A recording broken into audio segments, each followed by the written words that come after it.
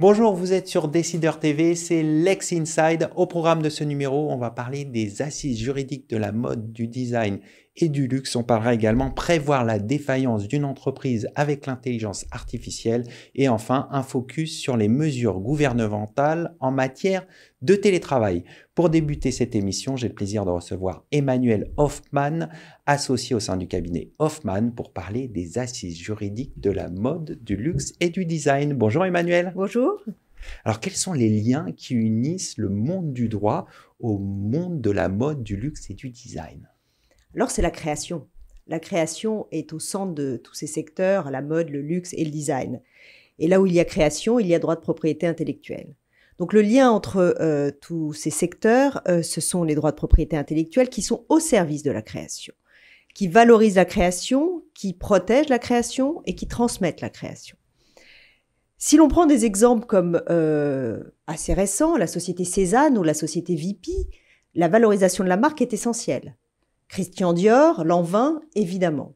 Si l'on prend des modèles de designers tels que Philippe Starck, qui est un grand designer, que nous attendons peut-être d'ailleurs aux assises, ou le sac Kelly d'Hermès, évidemment, la valorisation de ces droits de propriété intellectuelle est essentielle et le droit est un outil au service de ces créations et de cette propriété intellectuelle. C'est le message que l'on veut passer. Comment se présente le marché aujourd'hui dans un contexte qui est compliqué avec la crise que nous connaissons depuis 2 ans? Alors, le marché, depuis quelques années maintenant, est installé dans ce qu'on appelle le e-commerce, la vente sur Internet. Le secteur de la mode, du luxe et de la création représente aujourd'hui un secteur très important en matière de e-commerce. Et si je cite un chiffre, en 2020, la Fédération de e-commerce et de la vente à distance considère que 51% des produits de services achetés sur le web sont dans le secteur de la mode. C'est un changement extrêmement important. Un deuxième changement très important est le marché de la seconde main.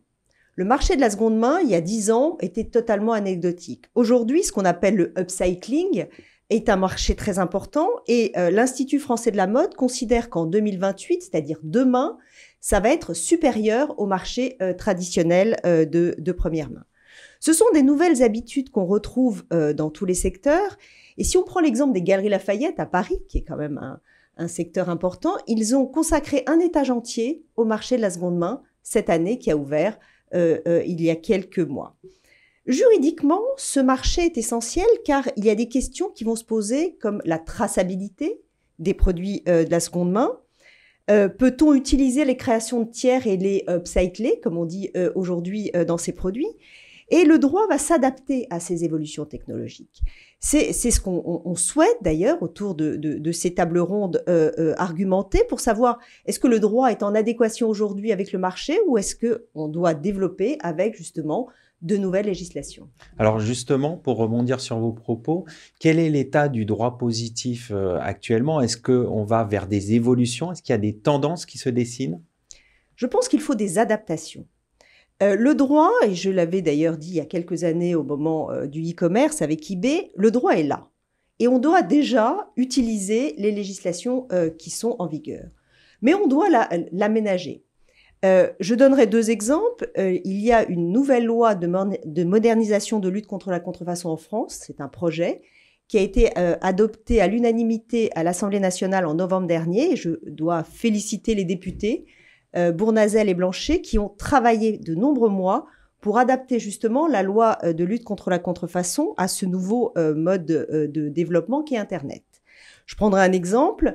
Dans ce texte, un titulaire de marque pourra demander en justice la suppression des comptes de réseaux sociaux proposant la vente de produits contrefaits. Donc, on l'attend avec impatience et on espère qu'en 2022, il verra le jour. Au niveau européen, alors là, on a, j'allais dire, presque une révolution puisqu'on a ce qu'on appelle la DSA, le Digital Service Act, qui devrait être adopté en 2022 et qui va enfin pouvoir responsabiliser les plateformes dans la commercialisation de la contrefaçon. Donc, tous les acteurs, que ce soit les avocats, les entreprises, attendent ce DSA avec impatience qui devrait voir le jour en 2022. Pour conclure, un mot sur les enjeux de ces assises juridiques de la mode, du design et du luxe. Alors, ces assises juridiques vont justement mettre autour de ces différentes tables tous les acteurs, avocats, entreprises, magistrats, professeurs, pour que l'on puisse échanger sur ces développements technologiques et comment adapter le droit au service de cette technologie. Je prendrai un autre exemple d'évolution que sont les NFT. Les NFT, que sont ces non-fungible tokens, ce sont des créations qui sont protégées au travers de la blockchain. Est-ce que le droit aujourd'hui est adapté pour protéger en matière de propriété intellectuelle les NFT? Moi, je dirais que oui. On a déjà des fondamentaux, mais on devra adapter, et c'est d'ailleurs l'importance de ces différentes tables rondes, et nous avons la chance, elles auront lieu le 10 mars prochain à Paris, dans un hôtel prestigieux. Nous aurons la chance d'avoir autour de la table la directrice générale de l'UNIFAB, des professeurs de droit tels Yann Bazir, Frédéric Galinier de la Fédération de la haute couture, différentes entreprises, et l'importance de ces assises sera justement d'échanger, de proposer et faire que le droit soit au service de ces évolutions technologiques et pas l'inverse. Ben voilà qui donne envie de suivre donc ces assises juridiques de la mode, du design et du luxe qui se dérouleront donc le 10 mars prochain. Merci Emmanuel d'être passé sur notre plateau. Merci pour cette invitation.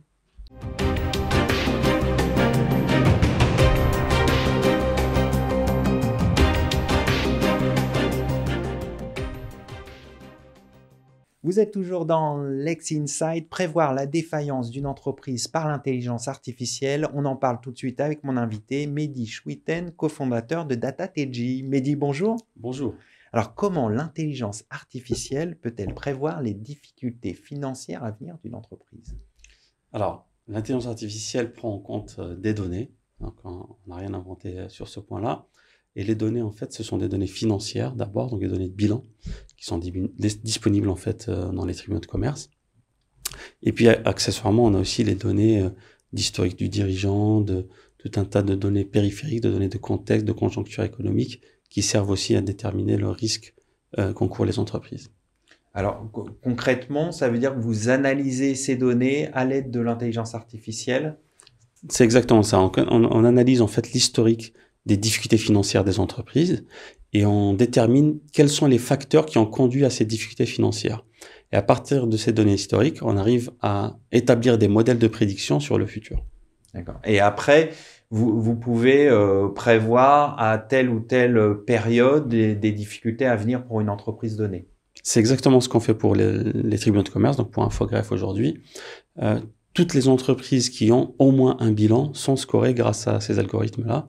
Et donc, on a une note qui est entre 0 et 100, qui est d'ailleurs consultable par les chefs d'entreprise, qui est associée à chaque entreprise.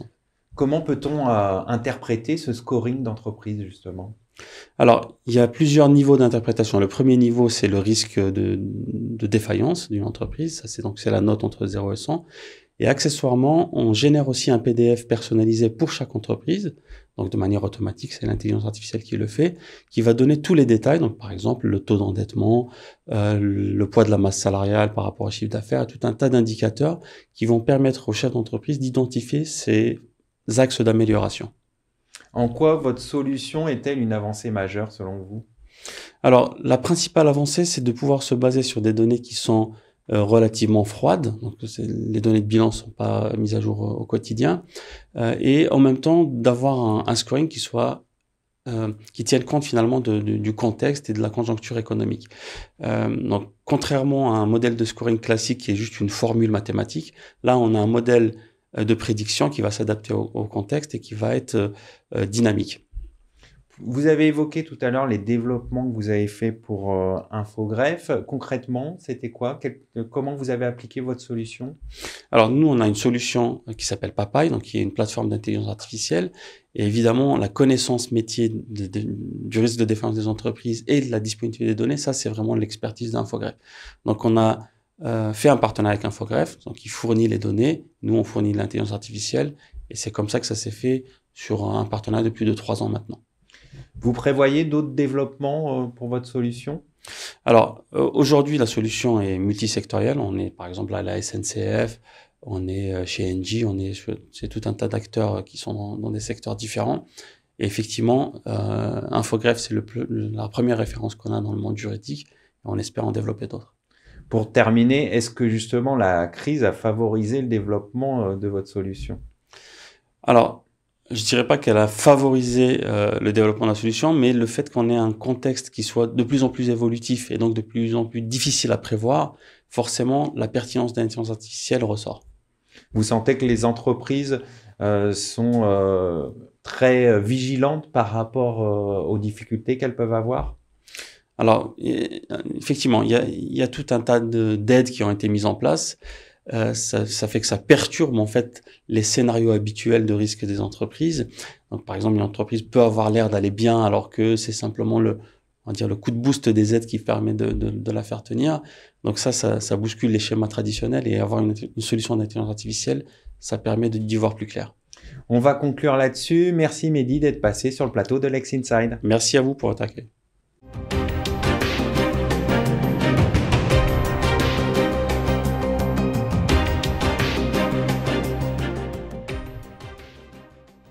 Vous êtes toujours dans Lex Inside. On va parler des mesures gouvernementales en matière de télétravail avec mon invité Vincent Manigaud, avocat chez Depardieu, Broca Maffei. Vincent, bonjour. Bonjour. Alors, quelles sont les recommandations du gouvernement en matière de télétravail? Alors on se parle, le protocole national en entreprise, celui qui date du 3 janvier, prévoit une obligation de télétravailler pour les postes télétravaillables à hauteur de 3 jours minimum, voire 4 jours maximum quand c'est possible, pendant une période de 3 semaines. Voilà les obligations, en tout cas les dernières dispositions gouvernementales à l'heure où on se parle sur le télétravail. Quelle valeur ont ces recommandations? Alors c'est là où ça se complique un petit peu. Ces recommandations, elles sont claires, c'est le protocole que je viens de vous décrire, c'est le question-réponse qui figure sur le site du ministère du Travail, qui prévoit la question « Est-ce que le télétravail est obligatoire ?» Là, une réponse positive. Voilà ce que dit le gouvernement. Ces dispositions, malheureusement, n'ont pas de valeur normative. C'est pas contraignant. Mais c'est pas parce que ces dispositions, ces fortes incitations n'ont pas de valeur contraignante qu'il n'y a pas une autre obligation en matière de télétravail. Pourquoi? Parce que on a une obligation, l'employeur a une obligation générale de sécurité. Et au titre de cette obligation générale de sécurité, dans le contexte de pandémie actuelle que l'on connaît, le recours au télétravail fait partie des mesures de prévention. Et dans le contexte que l'on connaît, un employeur qui ne mettrait pas en place le télétravail pour des postes télétravaillables se situerait en marge de son obligation de sécurité. Quelles sont les sanctions qui pourraient être encourues par un employeur qui ne respecterait pas ces recommandations? Alors, les sanctions, le gouvernement a annoncé vouloir sévir contre les entreprises qui ne mettaient pas en place le télétravail. Pendant la trêve des confiseurs, on a entendu parler d'une sanction administrative à hauteur de 1 000 €. La dernière version du texte, celle qui a été votée dimanche 16 janvier, prévoit une sanction administrative à hauteur de 500 € par salarié dans lequel on n'aurait pas mis en œuvre de télétravail. Cette sanction plafonnée à 50 000 € pour l'entreprise, cette sanction n'est applicable qu'après mise en demeure de l'inspection du travail et que si l'inspection du travail constate une situation de danger résultant d'une exposition au risque de Covid-19. Donc cette sanction n'est applicable que si l'entreprise ne met pas en œuvre, après cette mise en demeure, une mesure ne recourt pas au télétravail. Concrètement, est-ce que vous pensez que les entreprises courent un grave risque si elles ne respecteraient pas à la lettre, dirons-nous, ces recommandations, si elles feraient par exemple 2 jours de télétravail au lieu des 3 ou 4 recommandés? Alors c'est une question d'appréciation qui sera laissée dans un premier temps à l'appréciation de l'inspection du travail, dans un second temps à l'appréciation des juridictions. Donc il y a véritablement un risque si on n'applique pas ces préconisations. Quels sont les recours possibles pour les entreprises qui seraient sanctionnées? Alors, en cas de sanction, le texte tel qu'il a été voté, alors il n'est pas encore publié, mais tel qu'il a été voté, prévoit une possibilité d'un recours devant le ministère du Travail 15 jours, un délai de 15 jours à compter de la notification de la décision administrative. Très bien, mais écoutez, on va conclure là-dessus. Merci Vincent d'être passé sur le plateau de Lex Inside. Merci à vous. Merci à toutes et à tous pour votre fidélité et je vous retrouve très bientôt sur Décideur TV pour un nouveau numéro de Lex Inside.